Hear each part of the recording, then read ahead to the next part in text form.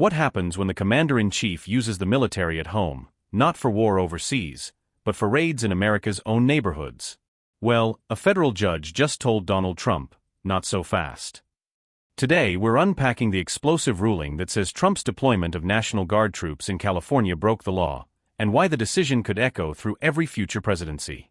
So grab your coffee, buckle up, and let's break this down like only we do, fast, sharp, and with a mix of wit and insight.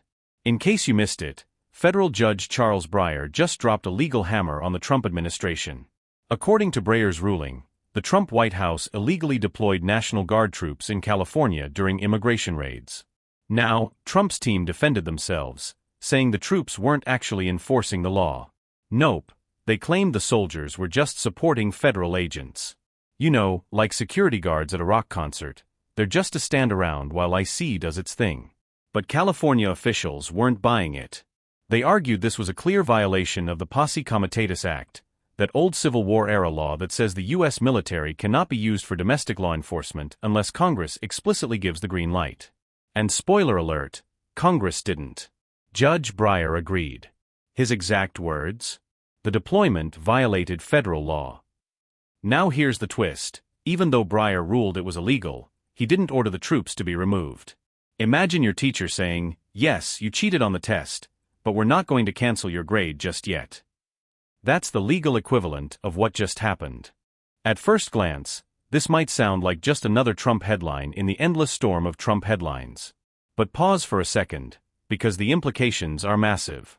Here's why. If a president can simply wave his hand and drop National Guard soldiers into civilian law enforcement, you don't just blur the line between military and civilian life, you erase it.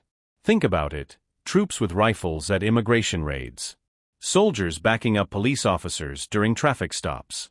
Armed forces stepping into your neighborhood dispute because your trash can wasn't HOA approved. Okay, maybe not that last one, but you get the point.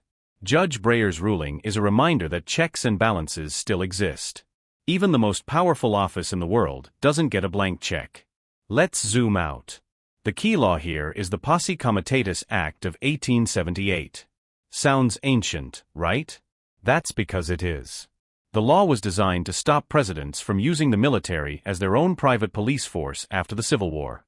Now, presidents do have some wiggle room under what's called the Insurrection Act, which allows the military to be used in emergencies, riots, or insurrections. But here's the kicker. Immigration raids in Los Angeles don't qualify as an insurrection. California basically said, "Trump, you overstepped. This isn't a battlefield, this is our backyard." And Judge Breyer nodded in agreement. It's a landmark reminder that while presidents have extraordinary powers, they're not absolute monarchs. So what did Trump's administration argue? Their case boiled down to this. The Guard wasn't enforcing laws, just protecting federal agents. Here's where it gets juicier.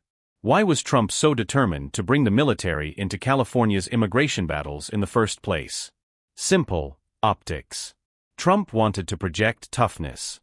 Picture it, headlines about National Guard assisting in border security. For his base, it screamed strength. For his critics, it screamed authoritarian overreach. But now, instead of looking like the strongman defending America's borders, Trump looks like a president caught breaking a law that's been standing for nearly 150 years. What's even more telling? Neither Trump's camp nor California Governor Gavin Newsom has commented yet. That silence is deafening. On one side, Trump's team doesn't want to admit they lost in court. On the other, California doesn't want to spike the football too soon, because this legal fight is far from over. Appeals could follow, and you better believe Trump isn't the type to let a ruling slide. Okay, you might be thinking, cool legal drama, but why should I care? Here's why. This isn't just about Trump. It's about future presidents too. Imagine a future president, Democrat or Republican, deciding to send in troops for climate protests, labor strikes, or election demonstrations. Here's why. This isn't just about Trump. It's about future presidents, too. Imagine a future president, Democrat or Republican, deciding to send in troops for climate protests, labor strikes, or election demonstrations. Without rulings like this one, nothing is stopping the military from becoming just another arm of political power. Today, it's immigration raids. Tomorrow? Who knows? And here's the ultimate irony. Trump's whole argument was that the Guard wasn't enforcing laws.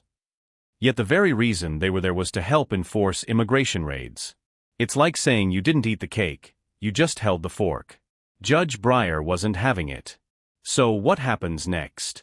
Appeals, political spin, and maybe even a Supreme Court showdown. But before we jump there, let's dig into the real-world fallout, because this ruling doesn't just stay in the courtroom. It spills into California communities, immigration debates, and yes, even the next presidential campaign. Stay with me, because partout. That's where the drama gets even hotter. If Part 1 felt like a courtroom thriller, buckle up, because Part 2 is where the ruling leaves the courthouse and collides with the real world. We're talking about communities, politics, history, and the jaw-dropping question: could a president really get away with this again? Let's start with the people on the ground in California. When Trump sent in the Guard, it wasn't just some symbolic move that made for good TV clips. These were armed soldiers patrolling immigration raids, standing at checkpoints, and, according to local residents, creating an atmosphere of fear. For immigrant families, the sight of soldiers in uniform, camouflage, rifles slung over shoulders, was chilling. One community leader in Los Angeles compared it to living in a war zone without a war. Children walking to school past convoys of military trucks.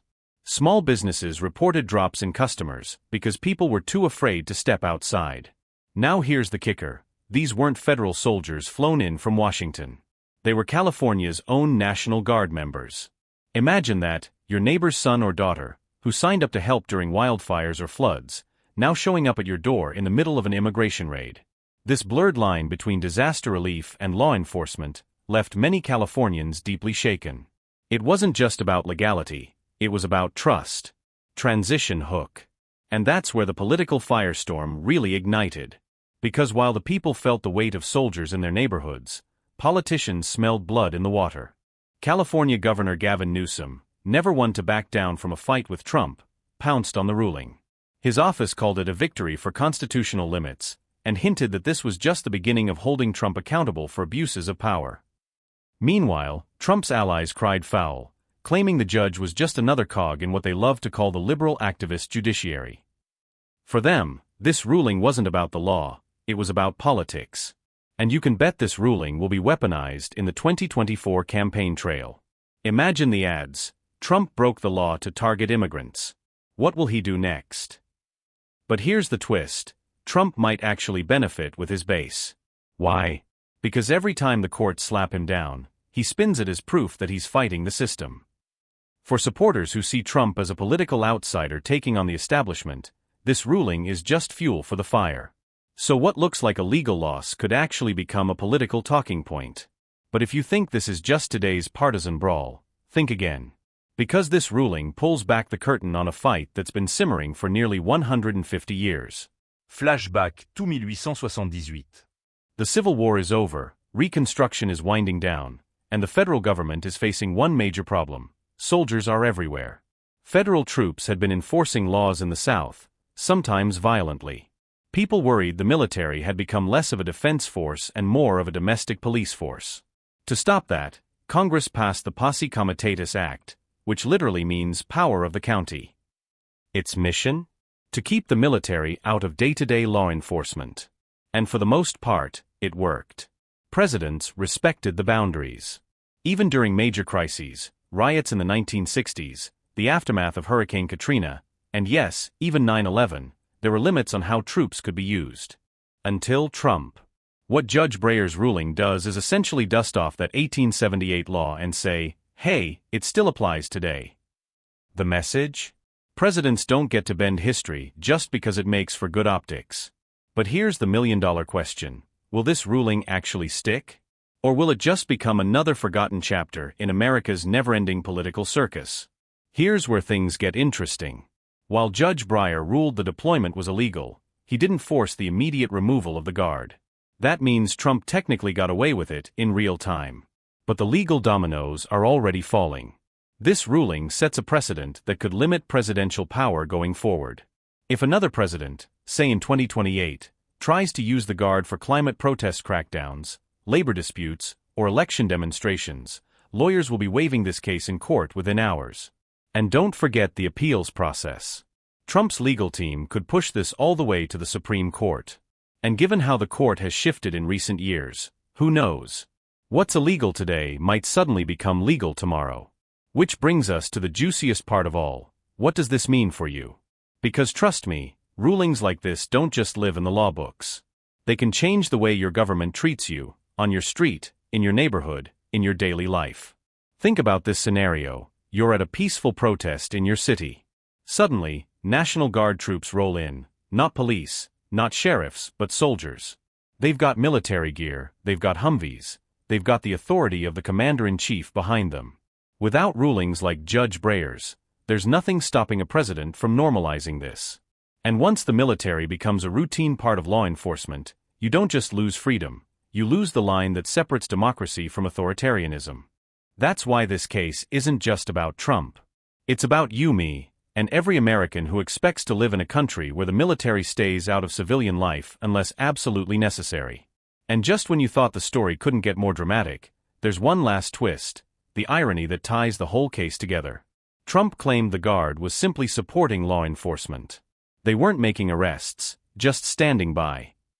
But Judge Breyer saw through it. Because at the end of the day, support is still participation. If you're the getaway driver in a bank robbery, you don't get to say, "Hey, I didn't take the money, I just kept the car running." And that's the irony here. Trump's defense essentially admitted the Guard was there to help IC carry out raids. In other words, the very thing he denied is the very thing he did. So where do we stand? A federal judge has ruled Trump's deployment of the National Guard in California illegal. Communities are shaken. Politicians are seizing the moment. The history books just got another chapter on the limits of presidential power. And for the rest of us? We're left with the reminder that democracy is fragile, the military is powerful, and the law, when it works, remains one of the last guardrails we have. What do you think? Was Trump flexing his power to protect America, or overstepping the Constitution in a dangerous way? Drop your thoughts in the comments, because this debate isn't going anywhere.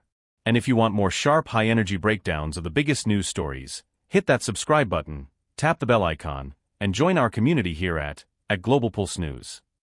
Because here's the truth, the fight over power, law, and freedom? That's the story of America, and we're just getting started.